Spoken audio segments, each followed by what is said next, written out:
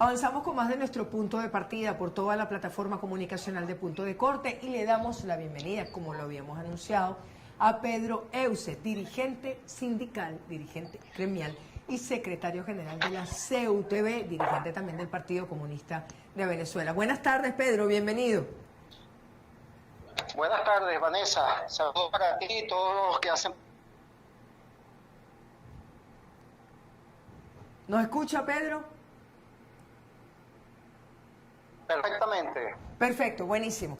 Pedro, empecemos, gracias por este contacto. Pedro, comencemos con la situación de los trabajadores. Usted concretamente ha denunciado la criminalización de los trabajadores. ¿Qué pasa? Bueno, efectivamente, estamos en presencia de situaciones muy complejas del ejercicio de actos de criminalización y judicialización contra trabajadores y trabajadoras, bien sea porque realizan luchas, hacen denuncias, y ha habido algunos casos donde hay trabajadores o trabajadoras que son inculpados de actos delictivos que no han cometido, un poco para salvar a los verdaderos culpables. Eso ha sucedido sobre todo en el sector público. ¿Desde cuándo está sucediendo esto, este hostigamiento? Venimos denunciando. Sí, eso está sucediendo, claro. Hay que decir lo siguiente, eso no es nuevo. Realmente siempre se usa a los tribunales, a la fiscalía, para atacar, para actuar judicialmente contra trabajadores que han planteado lucha. Eso ha sucedido en distintos momentos en la historia de Venezuela. Pero en los últimos años eso se ha hecho mayor, muy fuerte. Se está usando prácticamente, ya nosotros consideramos que es una política de circunstanciales, sino que son hechos sistemáticos. Lo más reciente, muy grave, es lo que ha sucedido en Guayana, concretamente en la siderúrgica del Orinoco, ¿no? Que ha ocasionado protestas de nuestra parte y de otras organizaciones y pronunciamientos internacionales que tiene que ver con esto de que fueron privados de libertad 2 trabajadores de Sidor, dirigentes sindicales. Uno de ellos es miembro de la Junta Directiva del Comité Ejecutivo del sindicato SUTIS, Sindicato Único de Trabajadores de la Industria Siderúrgica y sus similares, departamental. Nos referimos a Leonardo Azócar y Daniel Romero. Pero no solamente que estos 2 compañeros fueron privados de libertad por haber ejercido su responsabilidad como dirigentes sindicales, defendiendo o apoyando una protesta que realizaban los trabajadores de la planta de Pellas de Sidor, sino que incluso la judicialización se, desató contra los propios trabajadores que realizaban la protesta mediante una medida cautelar dictada por un tribunal allá en el estado Bolívar, en Guayana, a solicitud de un recurso de amparo que introdujo la empresa contra la protesta que realizaron los trabajadores. Y esa medida cautelar establece que no pueden realizarse ningún tipo de protesta. Estos trabajadores no pueden realizar ningún tipo de protesta, no podían continuar con la acción que estaban realizando, no pueden denunciar públicamente a la patronal porque esto lo señalan de incitación al odio, ¿no? Entonces, bueno, es decir, que aquí estamos una vez más, porque ya ha habido otros episodios parecidos, una vez más se está a través de un tribunal prohibiendo el ejercicio del derecho a la protesta, el derecho a las acciones sindicales, el derecho a la libre expresión, a la posibilidad de denunciar en una circunstancia donde los trabajadores han sido desmejorados terriblemente, pues, con reducción de los salarios, con desaplicación de la convención colectiva, del contrato colectivo de trabajo, violaciones a la ley, el problema de las suspensiones de una buena parte del personal que han sido enviados a su casa, en esto que llaman la desactivación del personal, de una gran parte del personal, desmejorándolo. Y esto ha provocado una recarga de trabajo en los que quedan en el puesto, en el centro de trabajo. Entonces, bueno, situaciones que son violatorias de la Ley Orgánica del Trabajo, de la LOCSIMAT, del contrato colectivo y hasta de la propia Constitución. Es decir, que con la criminalización se pretende lucha sindical, se pretende actuar, digamos, caracterizar como delincuentes a los trabajadores que luchan. Eso es una cosa sumamente grave. Pero como te decía, ha habido muchos otros casos, pues. Nosotros vivimos la situación de Udigidó en petróleo, nosotros hemos vivido la situación de los trabajadores de Alimes, o sea, del sector privado también, allá en el estado Lara.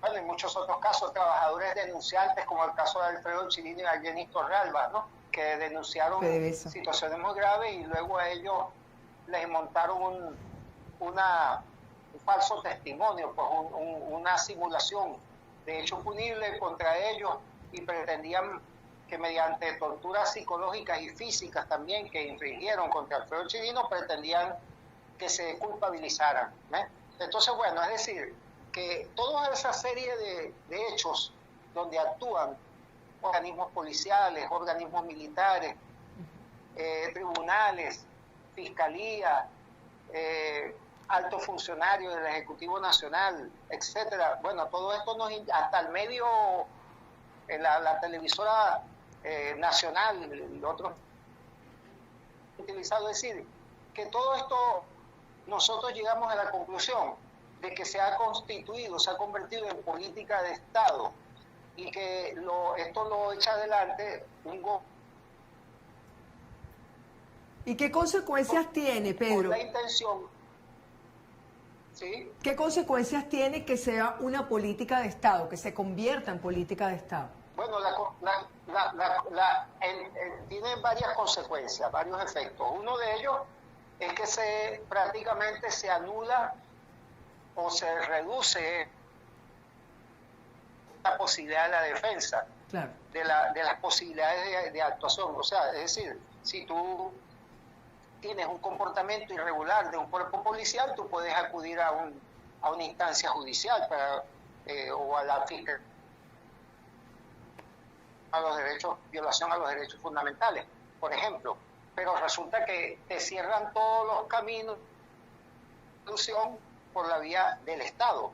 Bueno, si todas las instancias, todas las instituciones del Estado están puestas en función de criminalizar a trabajadores porque luchan o denuncian, entonces prácticamente te cierran las vías de solución por la vía institucional. Claro. Eso, lamentablemente, estamos viendo eso. Fíjate, ha habido casos, este caso de estos dos compañeros, de Azócar y de Romero, fue sumamente grave porque ellos fueron apresados en Guayana y durante unos cuantos días, casi dos semanas, los familiares no sabían dónde estaban. Luego se iba sabiendo por rumores, por chismes, pero no por alguna información institucional. Fueron capturados en Guayana y fueron traídos a Caracas. ¿Han podido visitarlos? ¿Se sabe cómo están? Sí, eso es una información muy importante, que al fin se logró que los familiares pudieran hablar con ellos y pudieran visitarlos.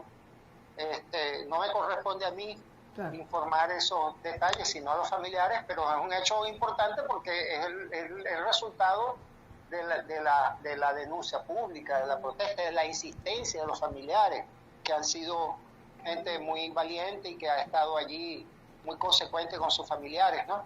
Los trabajadores de Guayana durante semanas estuvieron realizando protestas exigiendo la libertad de sus dos compañeros y el cese de la criminalización contra los trabajadores de la planta de Pella en Sidón, porque es un precedente muy negativo. Claro. Bueno, en todo esto te decía que al ser una política, lo que a todas luces es una política de Estado, constituye que el propio Estado o los organismos, instituciones del Estado están violando la Constitución, están violentando los artículos de la Constitución referidos al debido proceso.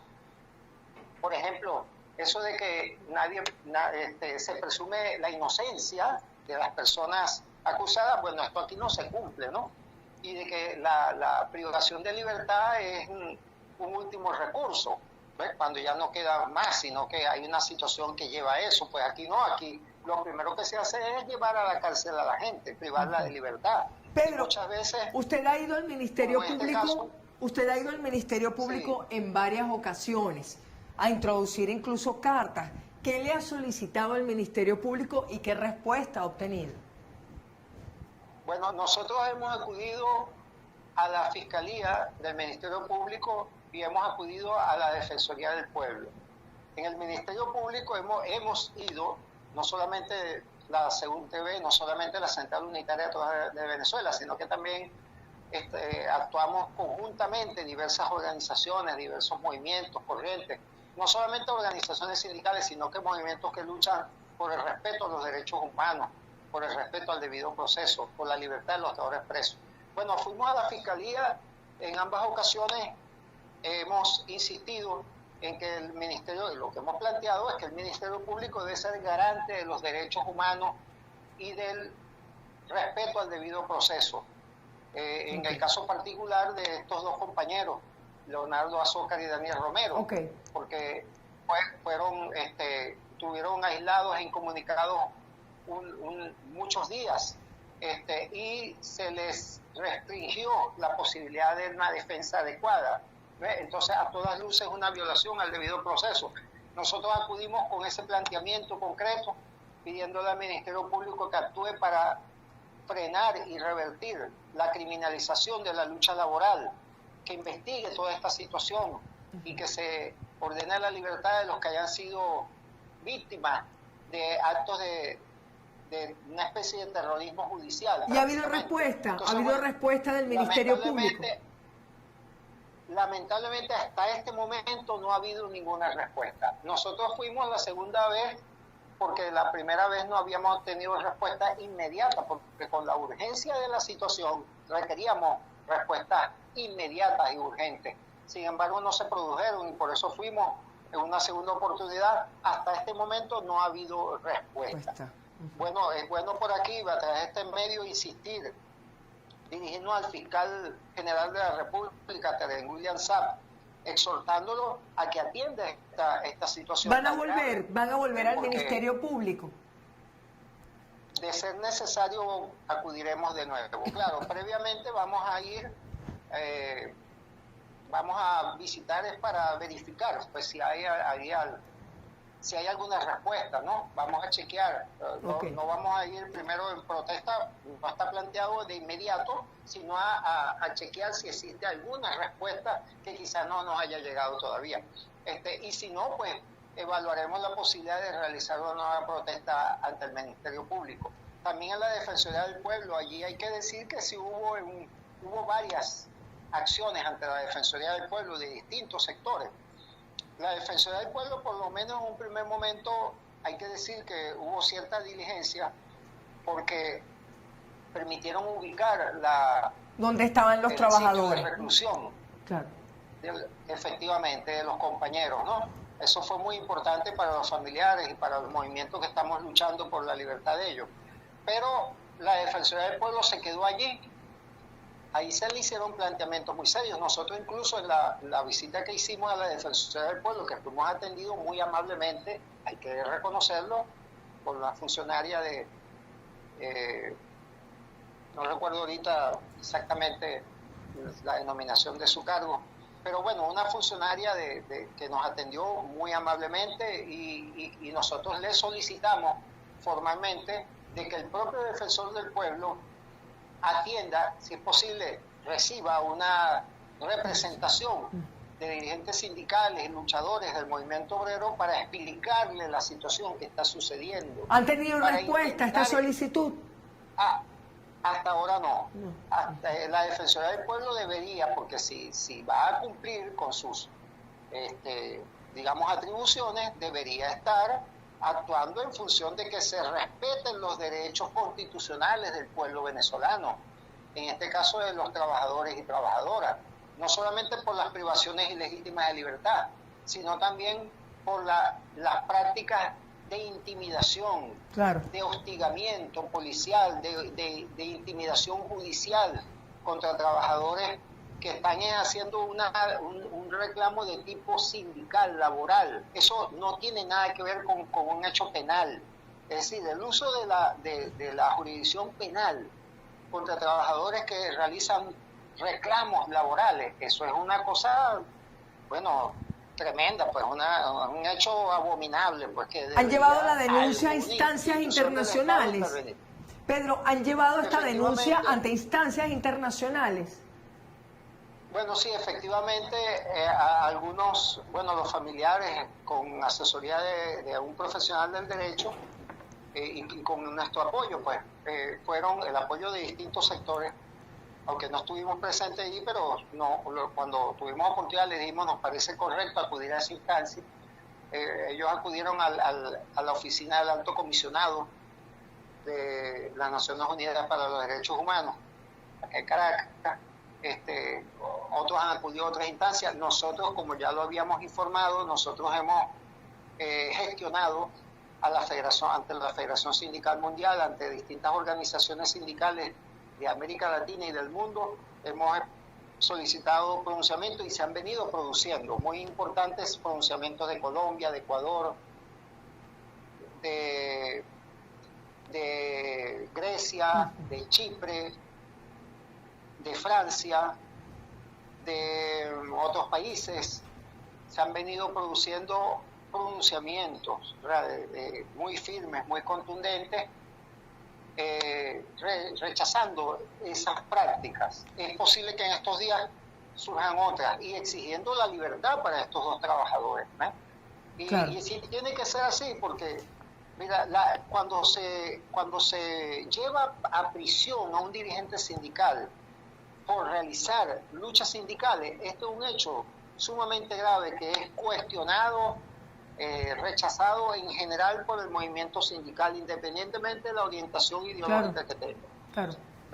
Estos son prácticas que se hicieron comunes en los países donde hay dictaduras militares de extrema derecha. Bueno, ¿cómo es posible que en la República Bolivariana de Venezuela, con los avances constitucionales del 99, con un gobierno que dice que es progresista, se cometen estas prácticas de manera ya consuetudinaria, continua, reiterada? O sea, realmente esto lo que nos indica es que estamos en presencia de un gobierno al servicio de la patronal, un gobierno que está en contra de los derechos de los trabajadores y en contra de la posibilidad de que la clase obrera se defienda utilizando sus tácticas propias y sus estrategias propias como movimiento obrero y sindical. Pedro, ¿qué pasa con el bono vacacional?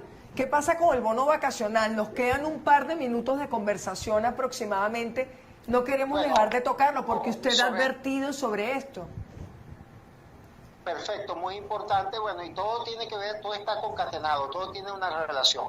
Aquí, bueno, como sabemos, se ha venido destruyendo el salario.